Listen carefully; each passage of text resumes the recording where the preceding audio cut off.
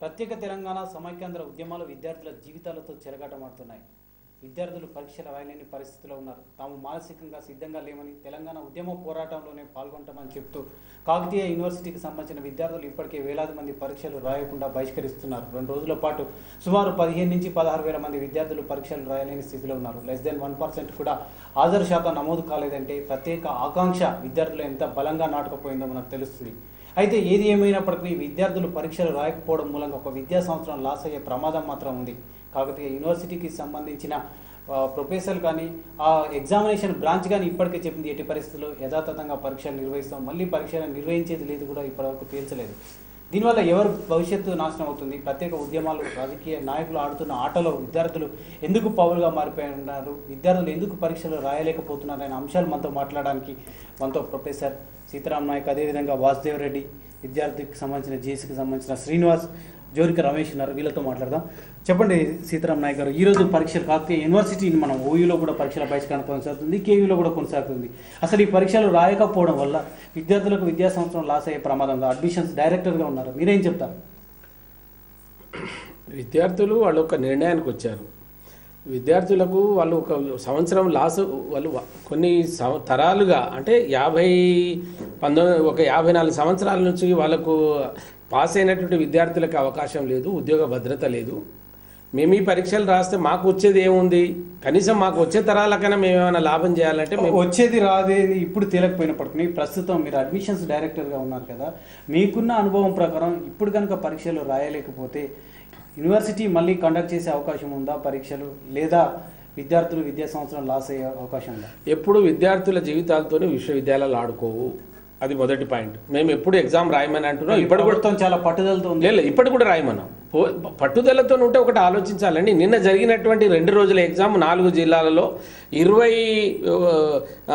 దాదాపుగా 23,000 మంది ఎగ్జామ్ రాయవలసినటువంటి దాంట్లో రాసిన వాళ్ళు 903 మంది ఎగ్జామ్ రాస్తే ఈ ఉద్యమం ఎవరు నడుపుతున్నారు అనుకుంటున్నారు? ఎందుకంటే వాళ్ళు ఆ అవగాహనకు ప్రభుత్వం ఎందుకు వస్తుంది?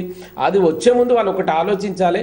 ఏ నాయకుడు నడిపినా, మేధావులు చెప్పినా ఇవాళ 23,000 మంది విద్యార్థులు ఎగ్జామినేషన్ అటెండ్ కావడం లేదంటే ఉద్యమ స్థాయి ఏ స్థాయిలో ఉంది, విద్యార్థులు తెలంగాణ పైన ఏమేమి అవగాహన చేసుకున్నారు అనేది వాళ్ళు, ఎందుకంటే చదువుకున్న విద్యార్థులు చాలా కాలం నుంచి విద్యార్థి ఉద్యమంలో ప్రధానంగా తెలంగాణ ఉద్యమంలో పాల్గొంటున్నారు. ఇప్పుడు పరీక్షలు బైకాట్ చేసే ఉద్యమంలో కూడా పార్టిసిపేట్ చేస్తున్నారు. మనం ఇప్పుడు కనుక పరీక్షల బహిష్కరణ కొనసాగితే విద్యా సంవత్సరం లాస్ అయ్యే అవకాశం ఉంది. కేంద్ర రాష్ట్ర ప్రభుత్వాలు కానీ రాజకీయ నాయకులు కానీ ఈరోజు ఆడుతున్న చదరంగంలో విద్యార్థులు పావులుగా మారారా లేదా? అట్లాంటిది ఏం లేదండి. రాజకీయ నాయకుల చేతులలో కీలుబొమ్మలుగా విద్యార్థులు లేరు. ఎందుకంటే ఇలా స్వచ్ఛందంగా విద్యార్థి లోకం అంతా కూడా ముందుకు వస్తుంది.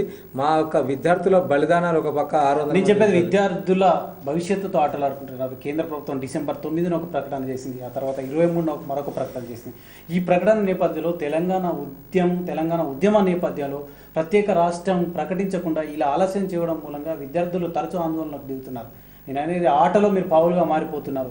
దీన్ని మీరు రక్షించుకోవాలంటే ఏం చేయాల్సిన అవసరం ఉంది? ఇలా మేము ఎవరి ఆటలో పావులుగా మారిపోలేదండి. మేము ఒకటే, కేంద్ర ప్రభుత్వం ఆటలో కూడా మీరు పావులుగా మారే అవకాశం లేదా? కేంద్ర ప్రభుత్వం చేస్తున్న దాంట్లో మాత్రం పావులుగా ఉన్నాం. ఎందుకంటే ఒక పక్క కేంద్ర ప్రభుత్వం ఇచ్చిన మాట కట్టుబడలేదు కాబట్టి దాన్ని నిరసిస్తే ఇలా విద్యార్థులకు అంతా కూడా స్వచ్ఛందంగా ముందుకొచ్చి మేము బహిష్కరించుకోవడం జరిగింది. కాబట్టి ఈ సందర్భంగా కూడా మేము కేంద్ర ప్రభుత్వానికి, ముఖ్యంగా రాష్ట్ర ప్రభుత్వంలోని ప్రజాప్రతినిధులకు మేము విజ్ఞప్తి చేస్తున్నాం.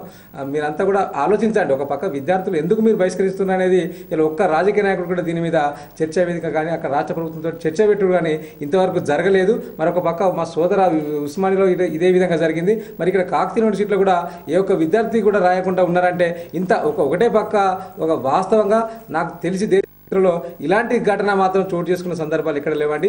ఒక పరీక్షలను స్వచ్ఛందంగా బయటకు వచ్చి మేము బహిష్కరించుకోడు ఇది మొట్టమొదటిదని మేము భావిస్తున్నాం. మరి దీన్ని తక్షణమే రాష్ట్ర ప్రభుత్వం గ్రహించాలి, కేంద్ర ప్రభుత్వం గ్రహించాలి. ఏదైతే విద్యార్థుల దేనికోసం బహిష్కరించుకున్నారు, ఎందుకు బహిష్కరించుకున్నారు, ఇవన్నీ కూడా వాళ్ళకు ప్రశ్నలు వేసుకుని తక్షణమే దీనికి సమస్యకు పరిష్కారాన్ని కనుక్కోవాలని కూడా మీ కేంద్ర ప్రభుత్వానికి విజ్ఞప్తి చేస్తున్నాం. లేకపోతే సీతారాం నాయక్ గారు, విద్యార్థుల బలిదానాలు అవుతున్నాయి, విద్యార్థులు పరీక్షలు బహిష్కరిస్తున్నారు, విద్యార్థులు చదువులో ఆటంకం కలుగుతుంది. రేపు ప్రతిభ లేనిది ఒక ఒకరు చెప్పినట్లు నిన్న మొన్న కూడా చాలా ప్రకటనలు చూసాం, ప్రతిభ లేనిది ఉద్యోగాలు రావు అని చెప్తున్నారు. ఈ నేపథ్యంలో విద్యార్థులు ఏం చేసి వాళ్ళలో మానసికంగా ఏం చేస్తే కనుక ఈ పరిస్థితి నుంచి శ్రీకృష్ణ కమిటీ స్వయంగా రాసింది. ఇక్కడ ఉన్నటువంటి పిల్లగాళ్లను చూసి రాసేటువంటి పరిస్థితి లేదనుకుంటా. వాళ్ళకు ఉద్యోగ భద్రత లేదు, స్థానికేతరులను తీసుకొచ్చి ఇక్కడ పెడుతున్నారు. సుప్రీం కోర్టు ప్రెసిడెంట్స్ ఆర్డినెన్స్ కూడా వచ్చాయి. ఎందుకు వచ్చాయి? ఇక్కడ ఉండేటువంటి స్థానికేతరులను మీరు పంపించండి, ఇక్కడ ఉన్న వాళ్ళకి అవకాశం కల్పించమంటే దాన్ని కూడా ప్రభుత్వం పట్టించుకోకపోతే ఎవరు పట్టించుకోవాలి? స్థానిక ఉన్నటువంటి నాయకులు పట్టించుకోవాలి కదా, విద్యార్థులు ఏదో పట్టించుకోవాలి కదా. వాళ్ళని పట్టించుకోకుండా వాళ్ళని ఇలా దోషులుగా చేయడం ఇది తప్పు కదా. వాళ్ళు ఇలా 23,000 మంది చంద్రశేఖర్ గారు చేస్తే చెప్తున్నారా? మేధావి అయినటువంటి సీతారాం నాయక్ చేస్తే వాళ్ళు ఎగ్జామ్ రాయకుంటున్నారా? వాళ్ళకి తెలంగాణ మీద అవగాహన వచ్చింది, ఇక్కడ ఉండేటువంటి స్థానికేతరులను పంపిస్తే తప్ప మా భవితవ్యం లేదనేటువంటి ఉద్దేశంతో త్యాగాన్ని దిగారు. మీరు చెప్పండి శ్రీనివాస్, తెలంగాణ కోసం పోరాటం చేస్తున్నారు. ఆ పోరాటాన్ని చాలామంది కూడా తెలంగాణ ప్రజలు ఎవరు కూడా ఆహ్వానిస్తున్నారు. కానీ పరీక్షలు బహిష్కరించడం ఎంతవరకు సమంజసం? మీ భవిష్యత్తును మీరే చేతులారా నాశనం చేసుకుంటున్న పరిస్థితి కనిపిస్తుంది. దీని నుంచి గట్టెక్కాలంటే ఏం చేయాల్సిన అవసరం ఉంది? సార్, ఈ తెలంగాణ రాష్ట్ర సాధన కోసము ఒక యాదన్న, ఒక శ్రీకాంతాచారి వాళ్ళు వాళ్ళ తెలంగాణ సాధన కోసం ఒంటిపై పెట్రోల్ పోసుకొని మంటలు మండుతూ ఉంటే జై తెలంగాణ, జై జై తెలంగాణ అంటూ అరుస్తూ వాళ్ళు పరిగెత్తారు. ఒక విధంగా వాళ్ళు చేసినటువంటి త్యాగం, ఆ మంటల్లో అనుభవించిన వారు బాధ, వాటికంటే మా పరీక్షలు మాకేం గొప్ప కాదు సార్. మేము చెప్తున్నాను, విద్యార్థుల బలిదానాలు, విద్యార్థుల పరీక్షలు మాత్రమే వెళ్ళాలా? విద్యార్థుల పరీక్షలు మాత్రమే పోవాలా? విద్యార్థుల భవిష్యత్తు మాత్రమే నాశనం కావాలా? ఎవరు దీనికి కారణం ఎవరు అని భావిస్తున్నారు? దీనికి కారణం ముఖ్యంగా మా తెలంగాణలో చట్టంలో ఎందుకు ఇరుక్కపోయారు అనేది ఆవేదన సార్. దీనికి కారణం ముఖ్యంగా మా తెలంగాణలో ఉన్నటువంటి కాంగ్రెస్, టీడీపీ రాజకీయ నాయకులు మాత్రమే.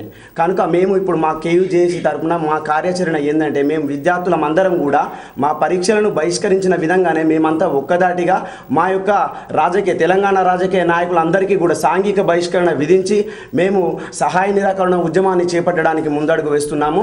దానిలో భాగంగా వారికి బుద్ధి వచ్చే విధంగా మేము ప్రయత్నాలు చేస్తాము.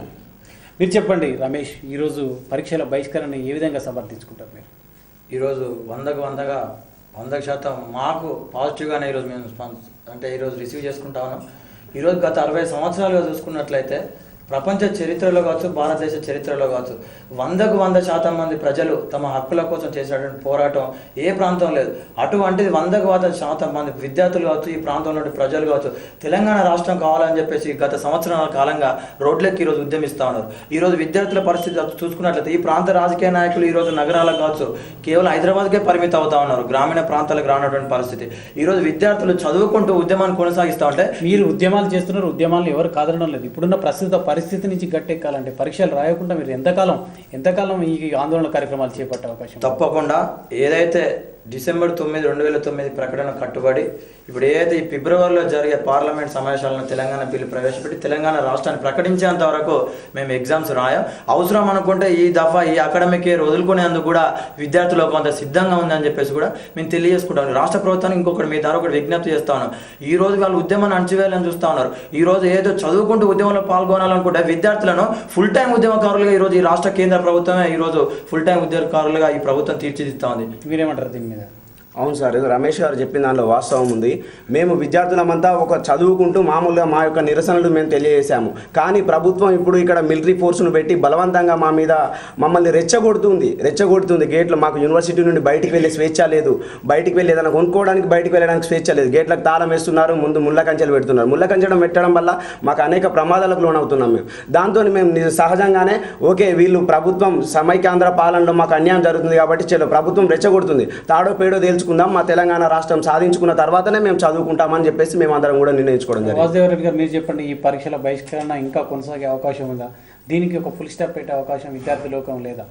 మేము ఒకటే చెప్తున్నాం అంటే ఈరోజు స్వచ్ఛందంగా విద్యార్థులంతా కూడా బహిష్కరించారు కాబట్టి తక్షణమే ఈ యొక్క వైస్ ఛాన్సలర్ గారు అయితే ఛాన్సలర్ గారు అయితే దీని నిర్ణయం తీసుకొని దీన్ని పూర్తి కాలంగా పోస్ట్ పోన్ చేయాల్సిన అవసరం ఉంది. పోస్ట్ పోన్ చేసి యథావిధిగా క్లాసులు నడిపించాలని కూడా మేము విజ్ఞప్తి చేస్తున్నాం. అప్పుడే దీనికి ఫుల్ స్టాప్ పడుతుంది, అంతవరకు దాకా కూడా దీనికి ఫుల్ స్టాప్ పడుతుంది.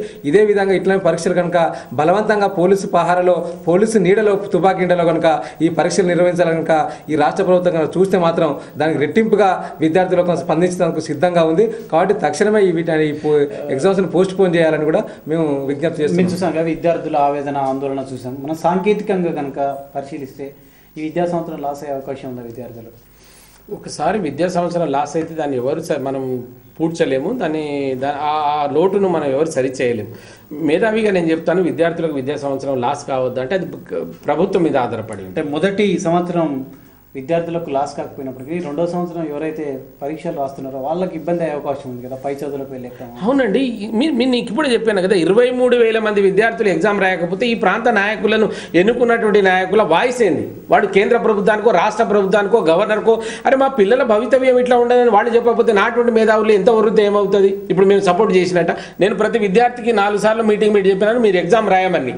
కానీ వాళ్ళు ఏం చేస్తున్నారు? వాళ్ళ భవితవ్యం ఏంది? స్థానికేతరులకు ఉద్యోగాలు ఉంటాయి, మాకు ఉద్యోగాలు లేనప్పుడు మాకు సర్టిఫికెట్లు ఎందుకు సార్? మేము జీవితాన్ని సాధించడానికి తయారైన వాళ్ళం, ఎగ్జామ్ రాసి మేము చేయాలనే భావనలో వాళ్ళు ఉన్నారు. Okay, thank you professor Sitaram Nayak garu, Vasudev గారు, శ్రీనివాస్ గారు. మొత్తం చూసాం, విద్యార్థులు ఒకేటే రకమైన ఆందోళన చేస్తున్నారు. ఖచ్చితంగా తెలంగాణ వచ్చే వరకు తమ చదువులు వెళ్ళిన పరీక్షలు పోయినా ఏది పోయినప్పటికీ తాము ఖచ్చితంగా ఈ పోరాటం కొనసాగిస్తామని చెప్తున్నారు. ప్రధానంగా ఇక్కడ 23,000 మంది విద్యార్థులు 2 రోజుల వ్యవధిలోనే పరీక్షలు బహిష్కరించారంటే పరిస్థితి తీవ్రత ఎంత మేరకు ఉందో కూడా మనం అర్థం చేసుకునే అవకాశం ఉంది.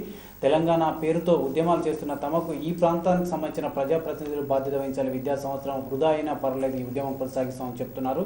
ప్రధానంగా అమరవీరుల త్యాగాలు, తెలంగాణ కోసం ఎవరైతే పోరాటం చేసి వాళ్ళు ఆత్మత్యాగాలు చేశారో వాళ్ళ బలిదానాల కన్నా మా పరీక్షలు పోవడం కానీ బహిష్కరించడం కానీ పెద్ద గొప్పేం కాదని చెప్తున్నారు. ఈ పోరాటం ఇంకా కొనసాగిస్తామని చెప్తున్నారు. ప్రభుత్వం స్పందించేదాకా ఈ రకమైన పోరాటం కొనసాగిస్తామని విద్యార్థులకు హెచ్చరిస్తుంది. కొత్త స్టూడియో.